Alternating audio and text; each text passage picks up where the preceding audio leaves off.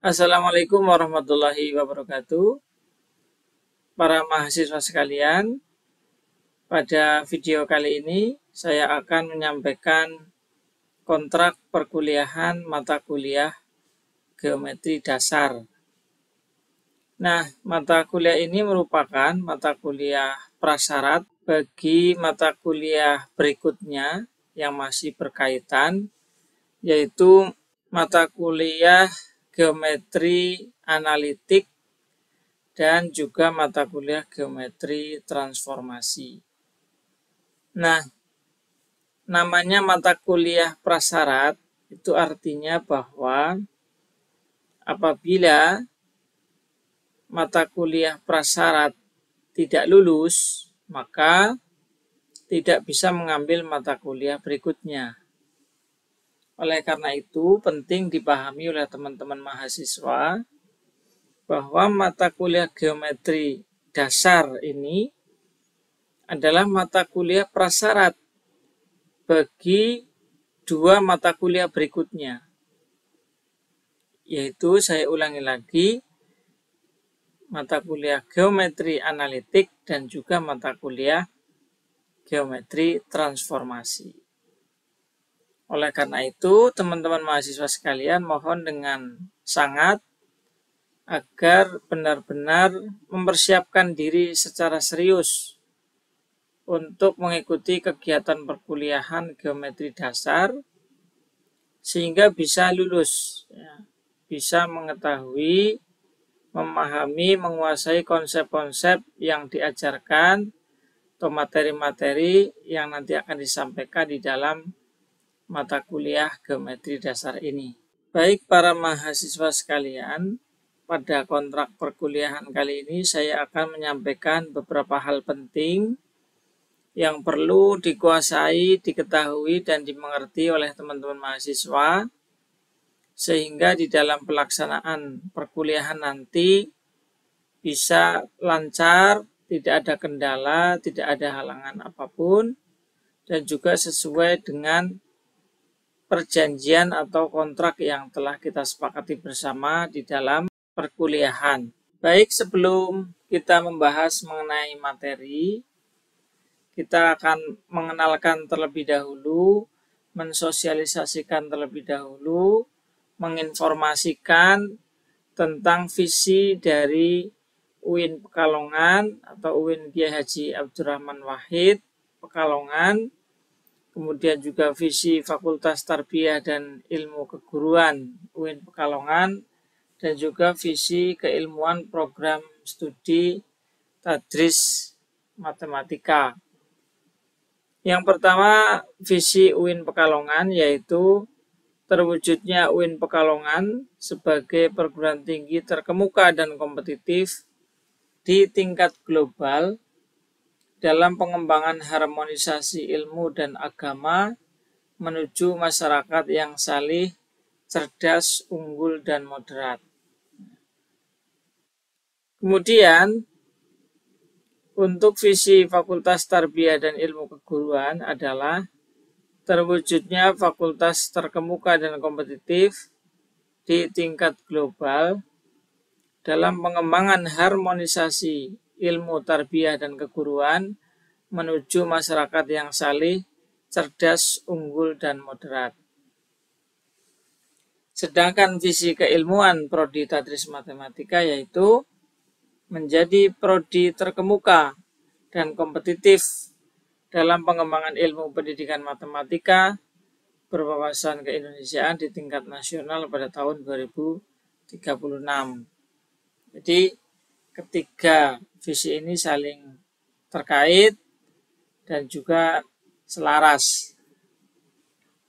Selanjutnya, untuk deskripsi mata kuliah, bahwa mata kuliah geometri dasar ini nanti akan membahas mengenai bangun-bangun datar dan juga bangun-bangun ruang, kemudian unsur-unsurnya, sifat-sifatnya, serta hubungan bangun satu dan lainnya.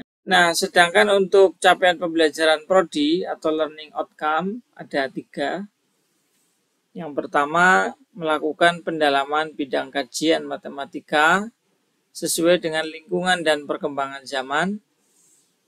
Kemudian yang kedua, menguasai konsep, metode keilmuan, substansi materi, struktur dan pola pikir keilmuan matematika. Dan yang ketiga, menguasai teori kewirausahaan pendidikan dalam kerangka pengembangan pembelajaran matematika yang kreatif dan inovatif. Sementara untuk capaian pembelajaran mata kuliah ada 3, yaitu sikap, pengetahuan, dan keterampilan.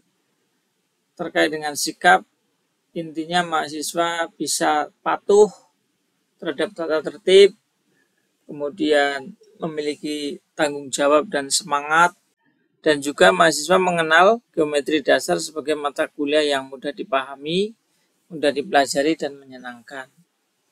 Sementara untuk yang CP mata kuliah bidang pengetahuan, itu mahasiswa diharapkan mampu menguasai konsep dasar geometri dasar yang dapat diterapkan dalam kehidupan sehari-hari, dan juga mampu menggunakan mata kuliah geometri dasar ini dalam penyelesaian masalah.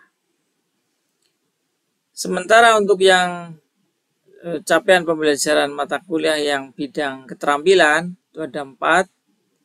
Jadi mahasiswa diharapkan mampu menggunakan geometri dasar sebagai keterampilan alat. Kemudian yang kedua, penerapannya dalam kasus-kasus di dunia nyata. Kemudian yang ketiga adalah mengaplikasikan di dalam permasalahan yang sesuai atau relevan. Dan juga yang keempat, diharapkan mahasiswa memiliki keterampilan yang dapat dikembangkan dalam keilmuan yang relevan. Selanjutnya untuk jadwal kuliah kita sesuaikan dengan jadwal yang ada di Sikadu, yaitu untuk kelas A hari Kamis jam 13.20, kelas B Rabu jam 10.20, dan yang C adalah Rabu jam 7.50 sampai 10.20. Sementara untuk materi pembelajaran ada 9 poin, yaitu tentang geometri dan segitiga. Kemudian ada kongruensi atau kekongruenan bangunan, ada segi 4, Kemudian ada juga sudut, titik, garis, bidang, dan kedudukannya pada ruang. Jarak juga termasuk bangun ruang dan juga cara melukis. Irisan nanti kita gunakan aplikasi GeoGebra di pertemuan yang akhir-akhir gitu ya. Untuk media pembelajaran ada 2 jenis, hardware dan software. Untuk hardware-nya ada handout, buku, whiteboard, LCD, komputer atau laptop. Sedangkan software-nya adalah Office, Google Drive atau email, juga Zoom, Google Meet, dan juga GeoGebra. Nanti kita juga mengenalkan beberapa aplikasi grafis online, salah satunya adalah Desmos. Nah, untuk referensi utama kita menggunakan 4. Yang pertama adalah Ekles, kemudian Martin, ada Bu Kusni dan Pak Heri, kemudian ada Bu Nirvayanti dan Bu Mulyati tentang geometri dasar. Nah, kemudian untuk penilaian ada beberapa aspek. Yang pertama kognitif melalui tes lisan dan tertulis. Kemudian aspek keterampilan, presentasi dan menyampaikan gagasan. Sikap dan perilaku itu kita amati selama mengikuti perkuliahan, itu menjadi pertimbangan dalam penilaian juga. Keaktifan, kedisiplinan masuk kelas, dan seterusnya. Termasuk bobot penilaian nanti ada 4 yaitu bobot partisipasi, kehadiran di kelas 15%, kuis dan tugas ada 25%, kemudian nilai UTS 30% dan UAS-nya adalah 30%. Jadi ini bobot yang tertinggi adalah UTS dan UAS. Mohon nanti disiapkan oleh teman-teman sekalian agar bobot-bobot yang tertinggi ini upayakan nilainya jangan sampai jeblok atau jelek. Nah, untuk perkiraan ujian untuk UTS adalah di pertemuan ke-8 sekitar tanggal 17 Oktober kalau tidak ada kendala. Kemudian untuk UASnya di pertemuan ke-16 kalau tidak ada kendala insya Allah tanggal 12 Desember 2022. Sementara untuk pembentukan kelompok kelas nanti dibagi menjadi 12 kelompok.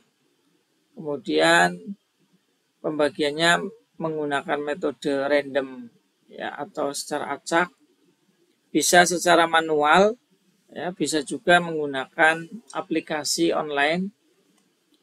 Insya Allah beberapa waktu yang akan datang nanti akan saya berikan contoh aplikasi online yang biasa dipakai untuk membagi kelompok ya, secara mudah ya menggunakan komputer begitu.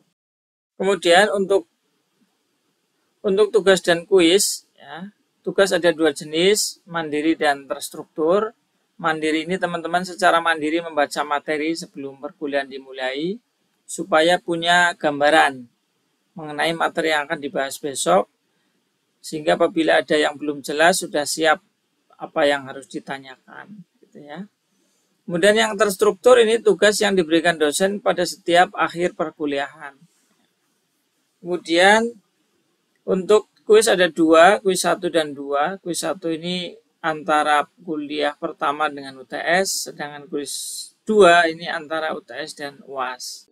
Nilai tugas terstruktur dan kuis nanti akan digabung atau dirata-rata menjadi nilai tugas.